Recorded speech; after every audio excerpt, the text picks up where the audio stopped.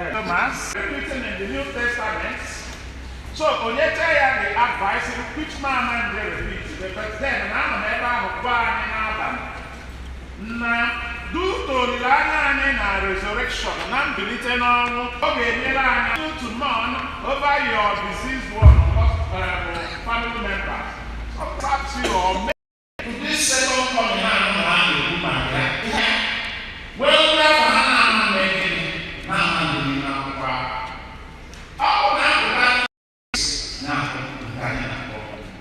Ichie one was start.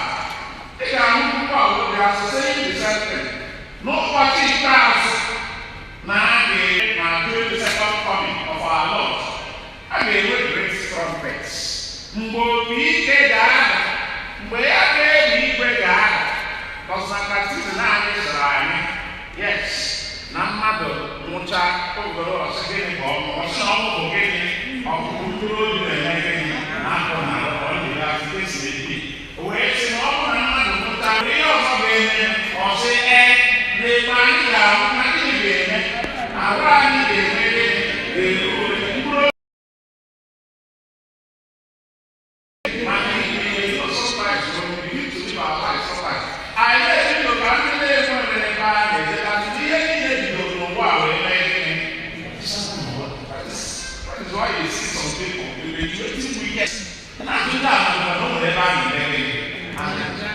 I don't know why, what are you people? Of course. I pray that Aneke security or dog and I cannot back and handle them will do all this nonsense. And their last year, can you hear me? You hear through that almost fake everything. Can you hear me? Peter, Paul, James, and the little one.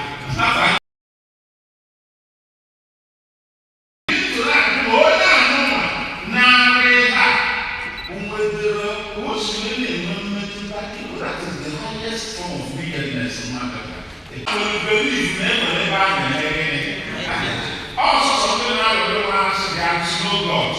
We are saying, no, what is the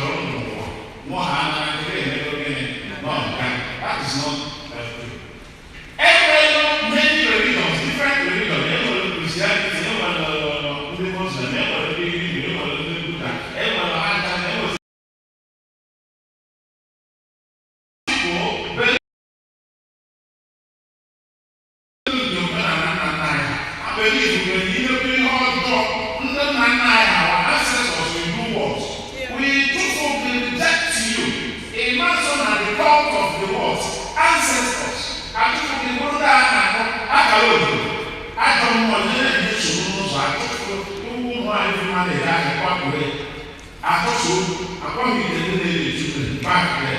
in those days, and so on. I don't know to Christy, go to a way to Bala. No, that is heaven and hell. Oh, never, I said, Paul, when I'm going, what they would tell no possible. They are going to give away with the no possible. Now, overall number of people again that separation. Ndị afọ ha dị n'akwụkwọ ahụ ga-anọ n'ebe n'aka nri, ndị nke ha na-adịghị ga-anọ n'ebe n'aka ekpe. Then, ndị ahụ ka Jesu ga-agwa n'ụbọchị ikpeazụ, bịanụ ndị dị ngọzi nke nna m, bịanụ ka unu batasịa nọ na alaeze nke mere gịnị. Ebe o kwuru na ọ na-eje ngụrụ n'ozi ọma just now, n'ozi ọma John. Ọ sị na ana m aga ime gịnị? Ana m aga ịkwado unu ebe. Telling us na o nwere ebe a na-eme gịnị? So that I na-eme anyị amaghị na o nwere ebe a na-eje, so that imechekwa n'ụwa ị ga-eje ihe gịnị aka. Ọ bụ omenala ka ị na-eme o, ọ bụ ụka ka ị na-eje o, ọ bụ whatever ọ bụla ọsọkwa ga-eketa kọtụkwunye n'ozu. Chọbụ ga-ekete gịnị wete anụ na-aga n'ụwa ya sọ ya ma bụ ihe na wọchị. Ihe mmadụ bụ na o nwere ebe ị na-eme gịnị a ga-eje at the end of the day. So always bear that in mind. And o ga-enyere anyị aka imebe that place to do. So ya ka Jesu na-ama na ọ bụzi na nchekwadocha ebe unu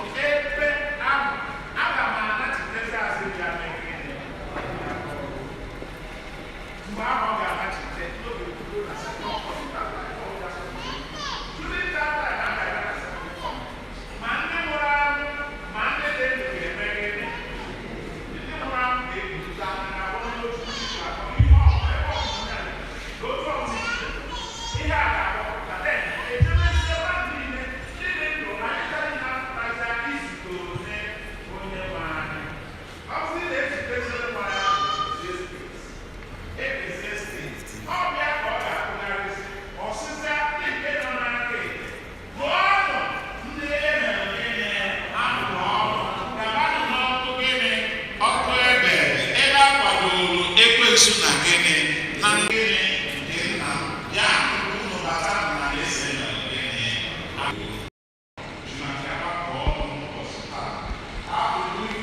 of knowing him small, they can be out for over 3 days. When they are going close to him. Now, after all, no one get down by your paper. So you have to meet the Mamunia and then around. Not making it. That's also one out there. At what time, even spiritual needs,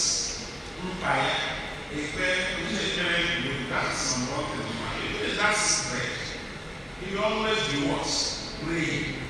I don't know how to go before that. Or soon you have all of them. Legal fruit.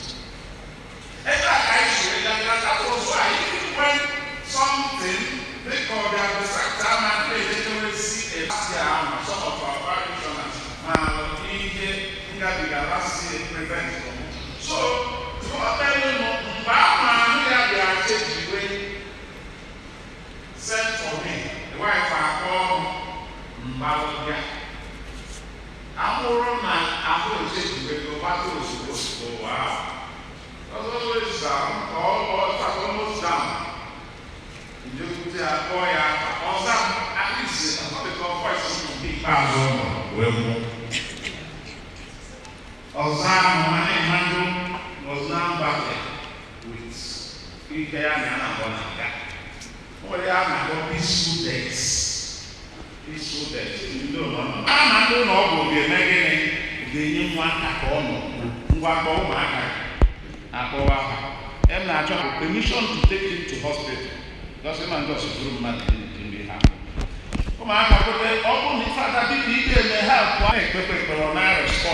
Even in that case,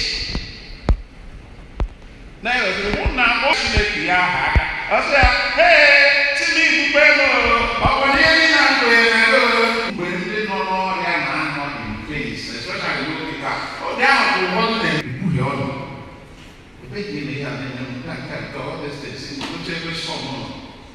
no, I'm not going to first-hand experience with him before her. So that guy was really aware. So we are disappointed now as a chick with the course of fiber science and those here. I'm going to tell you response. Umuaga was now done on me. No, they will talk about the governor, not in a wife, Dr. Evolution Father. In a peaceful words, a peaceful way, no struggle. Oh, yeah, all this is just. Yeah, I'm not the whole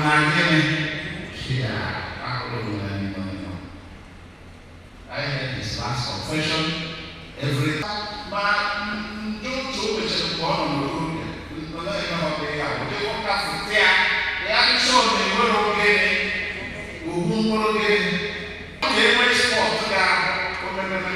Sort of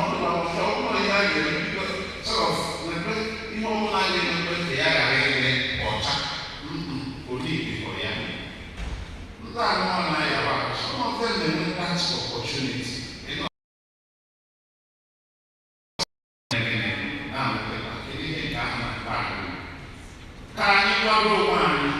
Such that the woman no get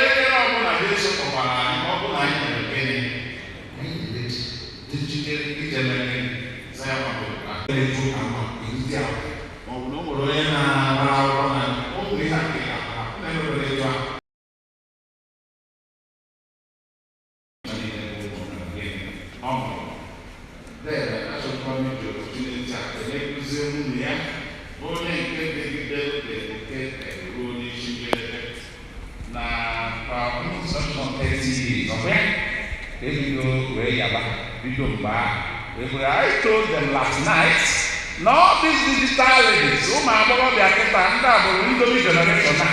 They call them Gen Zs, Gen Zs. That's the new generation. The generation can now. So some of them now, how now? anything back they make it. Have to be there. Gawaro Gabasal. Or Gawani Yaka. They are the program I told them last night. Now, you can say to my mama, after I remind most of them, they are the power so they are making. Everyone knows the hard way they are making. Most of them, not just many of them, Manakita, yeah, just didn't want to have 2 months ago, we got to make it. Not about the or not about it, we don't stay. I'll tell you about the just for bachelors. I have an available for them in the that happened there. And so on. So, now in the generation, I said, Manana, yeah, Mano, we have Mano,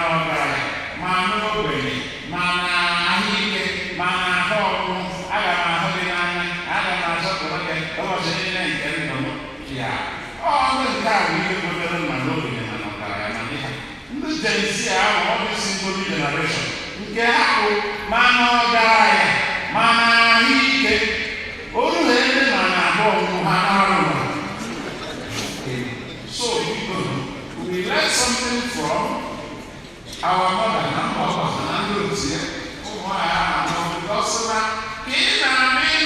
that young man was handsome guy, then beautiful lady, that's something about how you week. Catching the because Natalia only abandon that person. Do not do that. Remain faithful, only see the very good food she will remain. Generation it's no, he can make Yawa. Down to Onasa, you don't know when you cannot take cripple, Maka, or my after you 2 months or 3 months, Moon may abandon, not the road yet. After some time, you still have no nothing.